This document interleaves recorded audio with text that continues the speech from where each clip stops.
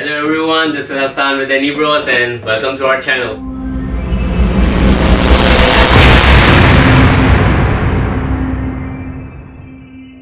Today we'll be installing a hand railing to this corner of the floor, which would be like an L shape. The hand railing is gonna come through here and then it's gonna go across, attached to the wall. The railing that we'll be using is very basic and simple railing, and this is the piece of the railing. It comes in 6 foot and 8 foot sections, and this is the one that we'll be using. We'll be cutting to size, and then these are the posts that will go at either end, at the beginning and at the corner. Some other materials that we'll be using is this is the shoe for the base of your post. It's gonna come something like this, and then we have these corner brackets which would be attached to this post, and then the railing is gonna come on top of it and we'll just screw it down. The links to the products and the tools that I'll be using today are included down in the description below, so please make sure to check them out. Post comes pre-punched with the holes that you need to mount the angle brackets railing is going to sit. So this is pretty useful, so you don't have to do pretty much anything with the post. It's already set. It has a post cap as well, and this is going to be the base of your post, which is going to be attached to the floor. This railing can also be used for your exterior application as well, not just the interior. And pretty much all the ready-made railings that you can find in the big box stores are very friendly, you know. I mean, they have all the instructions, and then you can pretty much easily do it by yourself using the basic tools, and we'll walk you through the process so that you get comfortable. So let's get started. We're going to do the dry run and we're gonna put the post. We'll see how much of the railing we need to cut. We'll do the markings, we'll do the cuts, and then we'll go from there.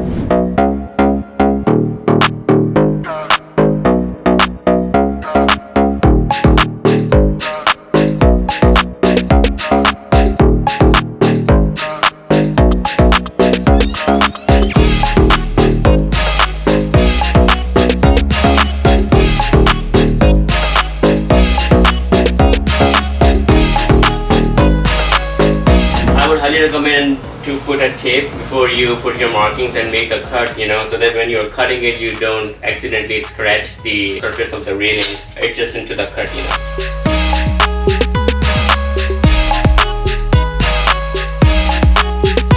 So there are multiple ways you can cut a metal. You can use an angle grinder. That would be probably quickest, but you need to have a good control, and it's a power tool. So a simple hacksaw will work as good as a grinder too. It's just gonna take a few more extra minutes to get the whole cut done, but it should be able to do the job.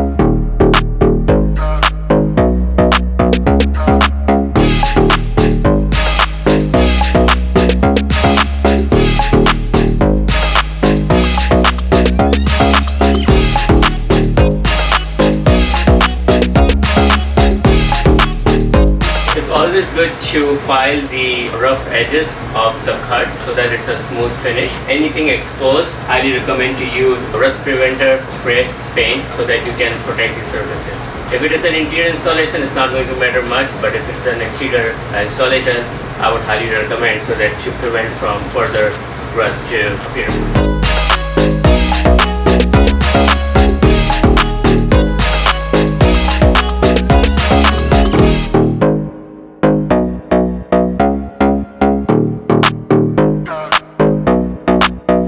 Next thing we're gonna do is drill a hole on the railing where we did the cut, so that the screws can be mounted to this L bracket. So the original railing, they had the pre-punched hole in the beginning and the end, but since we made a cut, we have to create our own hole. Angle brackets come with the template that tells you how far from the beginning that you can cut the hole.